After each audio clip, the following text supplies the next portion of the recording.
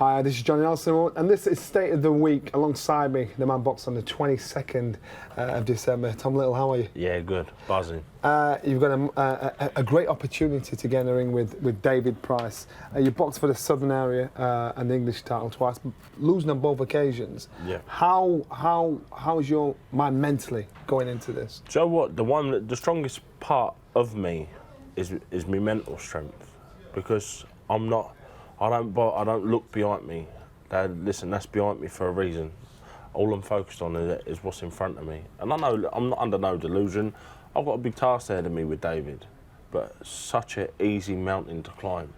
And that's the only reason. Is that because you sparred together before? Yeah, we've done rounds together. But listen, when you've been there, Johnny, when you're a sparring partner, I'm there to get me money, but I'm also there learning. But just because I'm learning and I'm there sparring, it don't mean I'm showing everything that I've got to offer. You don't do that as a sparring partner? No, you don't. I'm getting me rounds out, letting him get his work, but I'm also picking up on the things that I see. Listen, trust me, I'd much rather be in a fight with David than a spar with him. Really?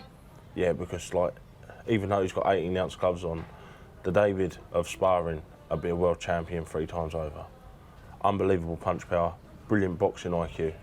Honestly, it really utilises the basics well, but just don't seem to do it under the lights. And I've seen many gym fighters, and this ain't disrespect to David, he's achieved a lot, but since the Thompson fight, it seems to have been a mental block there with him, and that's what I'm hoping for anyway. Are you going to be able to skip over the line? Because I was like you, I was a sparring partner for quite a while, and I learned a hell of a lot as a sparring partner. But then you find some sparring partners that just can't get out of that sparring partner mentality when it comes to getting in the ring to fight. Yeah. Are you able to skip over that line? Yeah, 100%, without a doubt. I live to fight. I've put myself in a couple of situations where I just done what was right for my family, and that was that. I know, but this year I believe everything happens for a reason. I'm a strong believer in that, and I know this is my night. There's no two words about it. I've never been more confident in my heart of hearts of winning a fight. I can't see how I lose. And I'm under no illusion. I've got a very hard first couple of rounds, and I've got to get on him. But the thing is, there's nothing wrong with my engine, and there's definitely never going to be nothing wrong with my heart. And I'm willing to go places that I'm pretty sure David has nightmares about. And that's just how I see it. It ain't gonna be. I'm much more cleverer than people make out that I am, and I've seen things, and I know what I need to exploit. David's a brilliant fighter and a great man, but I just know I've got his number. Chance to upset the apple cart. Get yourself in the mix. The heavyweight division is poised for a dramatic 2019. Where do you see it going, and will Anthony Joshua eventually unify the titles? Do you know what? I think Britain's, we're lucky enough, we've got the 2 best heavyweights in the world. Whichever way round you want to put Tyson and Joshua, they're the 2 best. They're the 2 best here. So regardless of belts, I think the fight that everyone, being British, and saying, I want to watch our two boys have a fight, fill a stadium. Belts aside, I'd love to see either one of them. Listen, Tyson's my mate, so I'm going to stick with Tyson all day long.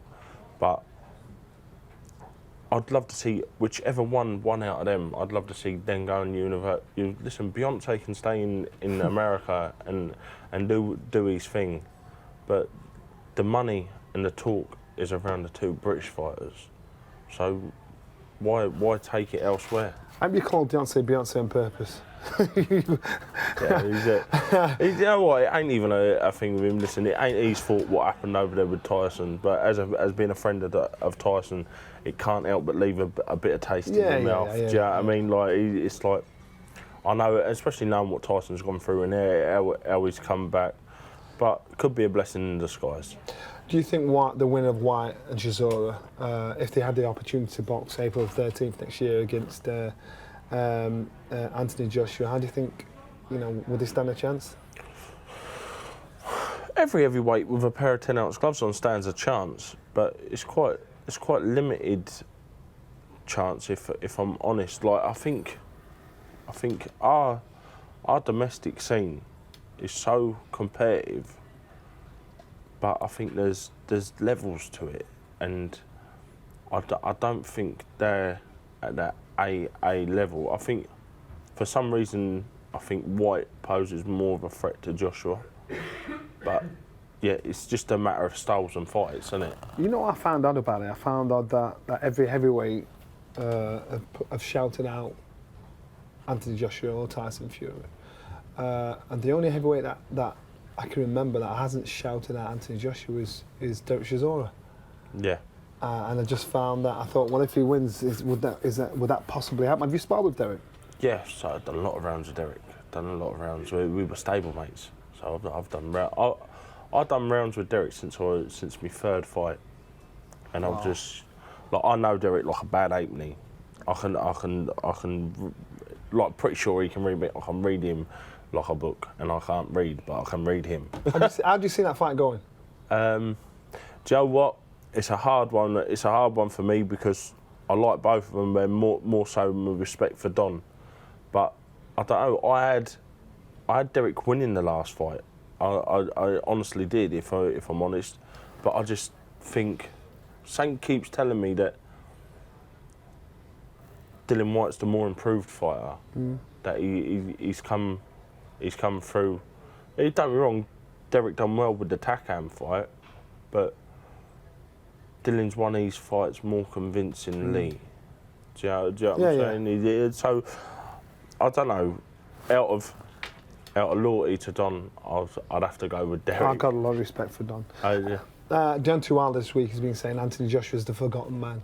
How do you see AJ performing against Fury, against Wilder?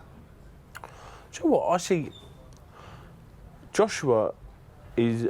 I think if Joshua Wilder fought, they'd have to have 10 fights, because 1 or 3 fights wouldn't be enough, because it's who lands first. They've both got devastating power. The only thing is with Wilder, he seems that little bit more athletic, but he looks slow and ponderous. He didn't look fast, and as athletic as people say. I thought, has he been made to look more athletic? Because Tyson made him look slow and like steady and ponderous, I thought anyway. But I don't think there's a heavyweight on the planet to beat Tyson's style, because of his attributes and how he utilises them. The only way you're going to do it is you are going to have to literally drive a stake through him and keep him down. Like a vampire. Yeah, like genuinely, because he's the most frustrating man I've ever sparred, ever. Like I remember when he was, I think he was about 18 years old. I was back in the Macarena, and he came into our gym, and we sparred. And for a big guy, I thought, as a cruiserweight, you can usually deal with a lot of heavyweights if they don't know what they're doing. I couldn't touch him. I couldn't touch this guy, and I'm thinking, wow, for a big lump, you can actually move, or you're very awkward. And I think that's one of his key attributes. I remember the last time me and him sparred. I've never had trouble laying level. I've had trouble hurting people, because I'm not the biggest puncher in the world for an heavyweight. But I've never had trouble laying level on people. And I think I hit him 6 times in 8 rounds. And one of them was a cheap shot. I turned him around and I hit him from behind. So, like, he's unbelievable. People don't understand until you're stood in front of him and he's smacking you in the ear like a kid. He's just so clever as well. He's like a crazy genius. Yeah. Did you watch the Brook fight the weekend? Yeah. What did you think of the performance? Do you know what? Because I'm such a paranoid person, I was thinking, is this a sprat to catch a mackerel? Yeah. Like, he's had a long time out there, and he weren't ever going to be the most polished Kel, especially with the transition of trainer. But I just think they thought it was going to be an easier fight than what it was, and it just ended up not that way. We all have a bad night at the office. He's had a bad night. He's still come through with the win. He just put it behind him. But if the one thing I would say is that, I'm pretty sure a lot of people would. I'd like to see him back with Dominic. Yeah, everybody would without a doubt. But that's we expected so much more from him. But yeah, he got the win. That was most important. So this weekend, Madison Square Garden, Rocky Fielding is fighting Canelo. what does he need to do to have any chance of winning? Joe, what? Just utilise his strengths to get a bike. I reckon get a bike out, keep him at the end of them long arms. Don't let him near you. It's a big task, and not even just because he's British. I'm always out for the underdog, and it's a massive ask for Rocky. But don't just settle for ticking something off on your bucket list. Don't just settle for going there fighting a great. Go there and beat a great. Go there and listen. He won't be the first and he won't be the last to do it. Let's grasp at straws then. Say Canelo, he's boxing 2 stone heavier than when he did on his debut. He's a shorter man. He's got a shorter reach. Is there any possibility he may have underestimated the advantages Rocky has?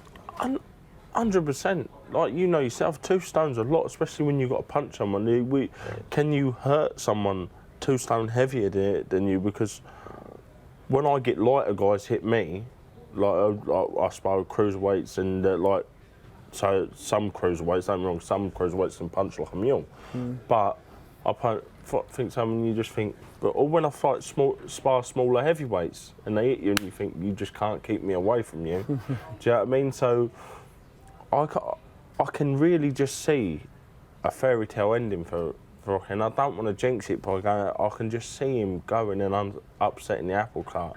People might call me stupid. People might say, and I may very well be wrong, but trust me, I want to be the one to say, "I told you so." And I could see that happening. I hope you're right. I hope it was a tall order, but I hope you're right. Tom, good luck on the 22nd. God bless you. Thank Have a good you. one. And this is State of the Week.